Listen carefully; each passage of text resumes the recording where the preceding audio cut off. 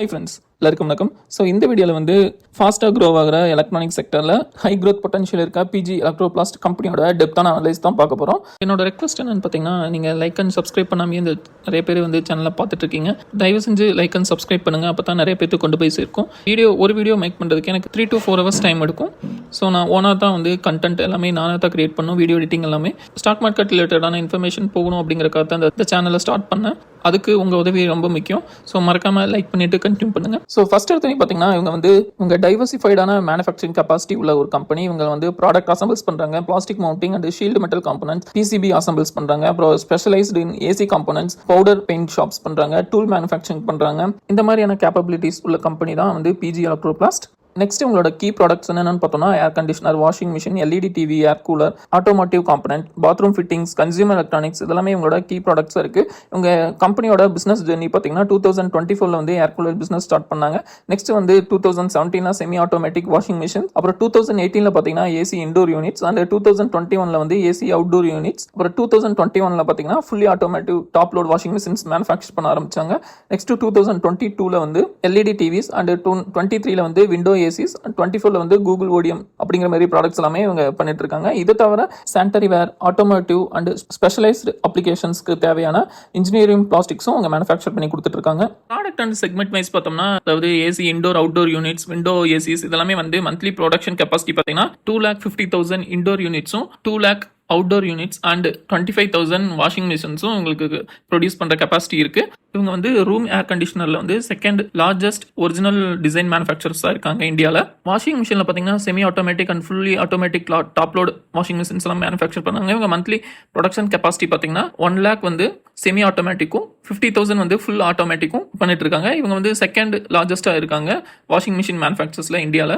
Next வந்து LED TV வந்து 24 inches to 100 inches வரைக்கும் இவங்க மேனுஃபேக்சர் பண்ணுறாங்க. ஸோ இவங்க வந்து குட்வொர்த் எலக்ட்ரானிக்ஸ் அப்படிங்கிற கம்பெனி கீழே இந்த மேனுஃபேக்சர் பண்ணிட்டு இருக்காங்க. அதுவும் இல்லாமல் வந்து air coolers, bathroom fittings, automotive components, sanitary ware, electronic காம்பனன்ட்ஸ்க்கு வந்து PCB assemblies, specialised AC components, plastic mounting இந்த மாதிரி நிறைய ப்ராடக்ட்ஸ் வந்து இவங்க பண்ணிட்டு இருக்காங்க. இவங்களோட கிளைண்ட்ஸ் எல்லாம் யார் யாருன்னு பார்த்தோம்னா, Acer, Blue Star, BPL, Carrier, Croma, Crompton, Daikin, Eureka Forbes, Flipkart, Godrej, அப்புறம் Intex, Hyundai, Honeywell, Havells, Haier, அப்புறம் Jaguar, Lava, LG, Lloyd, Lumax, Motherson, Onida, Orient Electric, Panasonic, Reliance Digital, Realme, Samsung, Usha, TCL, Voltas, Whirlpool, Thomson. So இந்த மாதிரி நிறைய companies வந்து இவங்களோட key கிளைண்ட்ஸாக இருக்காங்க. உங்களோட key ரேஷியோஸ்னு பார்த்தா, மார்க்கெட் கேப் வந்து 14,800 கோடியில் இருக்குது. ஸ்டாக்கோட பி வந்து இண்டஸ்ட்ரி பி விட கொஞ்சம் அதிகமாக இருக்குது. நெக்ஸ்ட் ROCE பார்த்தீங்கன்னா 18.7% இருக்குது. டெப்ட் டு ஈக்விட்டி வந்து 0.40 இருக்குது. இவங்களோட ROE பார்த்தீங்கன்னா 18.9%. ஸோ இப்போ கரண்ட்டாக வந்து 680 ரூபா அப்படிங்கிற மாதிரி பெர்சென்ட்ல ட்ரேட் ஆகிட்டு இருக்கு. நெக்ஸ்ட் இவங்களோட ஃபினான்ஷியல்ஸ் பார்த்தோம்னா, நெட் சேல்ஸ் வந்து 2021 198 கோடி, அந்த சேல்ஸ் வந்து 671 கோடியாக கரண்ட்டாக இன்க்ரீஸ் ஆயிருக்கு.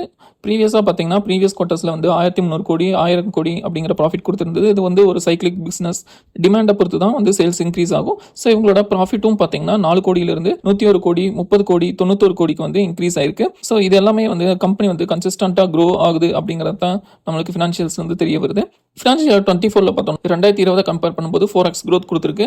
ஃபர்ஸ்ட் ஹாஃப் 2025 ஃபினான்ஷியல் பார்த்தீங்கன்னா 75% வந்து இயர் ஆன் இயர் growth கொடுத்துருக்கு. ஃபினான்ஷியல் இயர் 2025 பார்த்தீங்கன்னா 42,500 மில்லியன் கிராஸ் பண்ணும் அப்படிங்கிற மாதிரி எக்ஸ்பெக்ட் பண்ணுறாங்க. ப்ராஃபிட் பார்த்தனாலும் 10% வந்து மார்ஜின் வந்து இன்க்ரீஸ் ஆயிருக்கு. நெட் ப்ராஃபிட் மார்ஜின் வந்து 5.53% வந்து ஃபினான்ஷியல் இயர் 24 கம்பேர் பண்ணும்போது இம்ப்ரூவ் ஆயிருக்கு. கேபெக்ஸும் பார்த்தீங்கன்னா 6,850 மில்லியனாக இருக்கு. ஃபினான்ஷியல் இயர் 2025 வந்து 350 மில்லியன் to 350 மில்லியன் ஃபெசிலிட்டி வந்து எக்ஸ்பேண்ட் பண்றதுக்கு பிளான் பண்ணிருக்காங்க ராஜஸ்தான் அண்ட் நொய்டால. செக்மெண்ட் வைஸ் சேல்ஸ் பாத்தீங்கன்னா ஏர் கண்டிஷனர் வந்து இயர் ஆன் இயர்ல வந்து 143% இம்ப்ரூவ் கொடுத்திருக்கு. வாஷிங் மிஷின்ஸும் 41% இயர் ஆன் இயர் growth கொடுத்திருக்கு. ஏர் கூலர்ஸ் பாத்தீங்கன்னா growth வந்து ஸ்லோவரா இருக்கு. இது வந்து டிமாண்ட் வந்து சீசனலா பெர்ஃபார்ம் பண்ணும் அப்படிங்கறங்காட்டிக்கு இதை வந்து இன்னுமே எக்ஸ்பேண்ட் பண்றதுக்கு நிறைய பிளான் பண்ணிட்டு இருக்காங்க. நெக்ஸ்ட் உங்களோட காம்படிட்டர் யார் யாருன்னு பார்த்தோம்னா, Dixon Technologies, Amber, Havells and டொமஸ்டிக்கா வந்து எஸ்ஓ எலக்ட்ரானிக்ஸ் இவங்க எல்லாமே உங்களோட மெயின் காம்படிட்டரா இருக்காங்க. இவங்களோட revenue, EBITDA margin, PAT margin, அப்புறம் ROCE இது எல்லாமே வந்து நம்ம கம்பேர் பண்ணி ஒரு டேபிள் கொடுத்துருக்கோம். இவங்க வந்து மெயினாக ஃபோக்கஸ் வந்து consumer durables and original design manufacturing இதில் தான் இவங்க மெயின் ஃபோக்கஸ்டு இருக்கு. ஸோ உங்களோட காம்படிட்டரை கம்பேர் பண்ணும்போது இவங்களோட ஸ்ட்ரென்த் என்னன்னு பார்த்தீங்கன்னா, மோஸ்ட் கம்பெனிஸை கம்பேர் பண்ணும்போது இவங்களோட ஈபிட்டா மார்ஜின் வந்து ஹையராக இருக்கு. நெக்ஸ்ட் வந்து இவங்களோட போர்ட்ஃபோலியோ வந்து consumer durables, electronics, automotive components அப்படிங்கிற மாதிரி டைவர்சிஃபைடாக இருக்குது. ஸோ அது மூலியமாகவும் நல்லா ரெவன்யூ ஜென்ரேட் பண்ண முடியுது. நெக்ஸ்ட்டு வந்து இவங்களோட சேலஞ்சஸ் வந்து இவங்க ஸ்மால் ஸ்கேலாக இருக்கிறங்காட்டிக்கு ஹேவல்ஸ், டிக்சன், ஆம்பர் அந்த மாதிரி ஒரு லார்ஜ் ஸ்கேல் கம்பெனி கூட அவங்க சேலஞ்ச் பண்ண வேண்டியதாக இருக்கும். நெக்ஸ்ட் வந்து பிஸ்னஸ் ஸ்ட்ராட்டஜி அண்ட் ஃபியூச்சர் பிளான்ஸ்லாம் என்னென்ன அப்படிங்கிறத பார்க்கலாம். இ-காமர்ஸ் அண்ட் ரீட்டைல் எக்ஸ்பென்ஷன் வந்து அதிகமாக இருந்தங்காட்டிக்கு இவங்களுக்கு ஓடிஎம் அண்ட் சிஎம்எஸ் சர்வீசஸ் வந்து ஹையர் டிமாண்ட் இருக்குது. நெக்ஸ்ட் வந்து இந்தியாவிலேயே வந்து எலக்ட்ரானிக்ஸ் காம்போனன்ட்ஸ், எலக்ட்ரானிக்ஸ் ப்ராடக்ட்ஸ் எல்லாம் மேனுஃபேக்சர் பண்ணும் அப்படிங்கிற மாதிரி கவர்மெண்ட் வந்து நிறைய அனௌன்ஸ் பண்ணிட்டு இருக்காங்க. ஸோ அதனால் வந்து இவங்களுக்கு வந்து நிறைய அட்வான்டேஜ் கிடைக்க வாய்ப்பு இருக்குது. இன்னுமே வந்து நிறைய R&D பண்ணி உங்களோட காஸ்ட் எஃபிஷியன்சியை டிக்ரீஸ் பண்ணும் அப்படிங்கிறது வந்து உங்களோட ஒரு மோட்டிவாக இருக்குது. ஃபியூச்சர் பிளான்ஸ்னு பார்த்தீங்கன்னா room air conditioners, washing machine capacity வந்து எக்ஸ்பேண்ட் பண்ணும், நியூ ப்ராடக்ட் கேட்டகரிஸ் வந்து இன்ட்ரடியூஸ் பண்ணும் அப்படிங்கிற மாதிரி இதெல்லாம் இருக்குது. ஃபெசிலிட்டி எக்ஸ்பென்ஷன் வந்து இவங்க பிளான் பண்ணியிருக்காங்க. ராஜஸ்தானில் வந்து ரூம் ஏர் கண்டிஷனர் மேனுஃபேக்சரிங் ஃபெசிலிட்டியை எக்ஸ்பேண்ட் பண்ண போகிறதா சொல்லியிருக்காங்க. அதே மாதிரி நொய்டாலையும் இன்க்ரீஸ் பண்ண போகிறதா சொல்லியிருக்காங்க. R&Dயில் பார்த்தீங்கன்னா இவங்க வந்து மெயினாக வந்து room air conditioners, washing machine and consumer டியூரபிள்ஸில் வந்து இவங்களோட இனோவேஷனை ஃபோக்கஸ் பண்ணுறாங்க. நெக்ஸ்ட் வந்து இவங்க வந்து புதுசாக EV செக்மெண்ட்டுக்குள்ளேயும் உள்ள வர்றாங்க. இவங்களோட சப்சிடரியான PG டெக்னோபிளாஸ்ட் அப்படிங்கிற கம்பெனி வந்து ஆஃப்ரிக்காலேயே மிகப்பெரிய லார்ஜஸ்ட் பிளேயரான ஸ்பைரோ மொபிலிட்டியோட பார்ட்னர்ஷிப் பண்ணி EV வெஹிக்கிள்ஸ்க்கு தேவையான லித்தியம் அயன் பேட்டரி மேனுஃபேக்சர் பண்ண போகிறதா சொல்லியிருக்காங்க. ஸோ இது வந்து இன்னுமே இவங்களோட பிஸ்னஸ்க்கு மிகப்பெரிய பூஸ்டாக இருக்கும், நிறைய வாய்ப்பு இருக்குது. நெக்ஸ்ட் இந்த கம்பெனிஸில் இருக்க ரிஸ்க் அண்ட் ஆப்பர்ச்சுனிட்டி என்னன்னு பார்ப்போம். இவங்க வந்து ஆல்ரெடி பார்த்துருந்தாங்க ஒரு smaller scale company, large cap கம்பெனிஸான டிக்சன், ஆம்பர், ஹேவல்ஸ் அந்த மாதிரி கம்பெனியோட இவங்க வந்து கம்பீட் பண்ண வேண்டியதாக இருக்கும் மார்க்கெட்டில். நெக்ஸ்ட் வந்து ரெகுலாரிட்டி சேஞ்சஸ் எல்லாமே இவங்களோட இன்புட் காஸ்ட் எல்லாமே அஃபெக்ட் பண்ணுறதுக்கு நிறைய வாய்ப்பு இருக்குது. ஆப்பர்ச்சுனிட்டிஸ்னு பார்த்தீங்கன்னா மேக் இன் இந்தியா அப்படிங்கிற மாதிரி இனிஷியேட்டிவ்ஸ் வந்து இந்தியாவில் எடுத்திருக்காங்க. மேனுஃபேக்சரிங் எல்லாமே இந்தியாவில் பண்ணும் அப்படிங்கிறது. ஸோ அதனால் வந்து consumer durables and electronics, automatic காம்பனன்ட்ஸில் இவங்க இருக்கிறனால இவங்களுக்கு வந்து மேஜர் அட்வான்டேஜாக இருக்கும் அப்படிங்கிற மாதிரி எதிர்பார்க்குறோம். நெக்ஸ்ட் வந்து அதிகமாக வந்து மக்கள்கிட்ட வந்து ஹை குவாலிட்டியான ப்ராடக்ட்ஸ் அண்ட் அஃபோர்டபுள் ப்ரைஸில் கிடைக்கணும் அப்படிங்கிற மாதிரி எதிர்பார்க்குறாங்க. ஸோ அந்த விதத்தில் இவங்களுக்கு வந்து மிகப்பெரிய ஆப்பர்ச்சுனிட்டி இருக்கும் அப்படிங்கிற மாதிரி எதிர்பார்க்குறோம். ஸோ இந்த கம்பெனியோட பாசிட்டிவ்ஸ் என்னென்னு பார்த்தீங்கன்னா உங்கள் ஸ்ட்ராங் க்ரோத் வந்து இருக்குது. எல்லா ஸ்ட்ரீம்ல வந்து உங்களுக்கு வந்து மேக்ஸிமம் ரெவன்யூ ஜென்ரேட் ஆகுது. அதுவும் இல்லாமல் கவர்மெண்ட் பாலிசிஸ் எல்லாமே இந்த கம்பெனிஸ்க்கு வந்து ஃபேவரலாக இருக்குது. அதேமாதிரி பிஎஸ் கம்பேர் பண்ணும்போது high ROC and EBITDA growth வந்து ஹையராக இருக்குது. நெகட்டிவ்ஸ் இந்த ஸ்டாக்ல பார்த்தோம்னா இது வந்து சைக்கிள் பேஸ்டு செக்டர். ஸோ அதனால் வந்து டிமாண்ட் அண்ட் சப்ளையை பொறுத்து தான் வந்து இவங்களோட சேல்ஸ் இருக்கும். Next economic factors and policies வந்து இவங்களை அஃபெக்ட் பண்ணுறதுக்கு நிறைய வாய்ப்பு இருக்குது. இதெல்லாம் தான் இந்த கம்பெனிஸில் இருக்க ஒரு நெகட்டிவ்.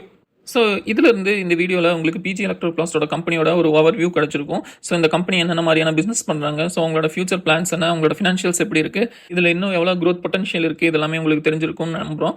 ஸோ இந்த வீடியோ வந்து உங்களுக்கு மேபி யூஸ்ஃபுல்லாக இருந்திருக்கும். இந்த வீடியோ உங்களுக்கு பிடிச்சிருந்தா மறக்காமல் லைக் அண்ட் கமெண்ட் பண்ணுங்கள், சேனலுக்கு சப்ஸ்கிரைப் பண்ணுங்கள். மீண்டும் இதேமாரி இன்னொரு யூஸ்ஃபுல்லான வீடியோவில் உங்களை சந்திக்கிறேன். நன்றி.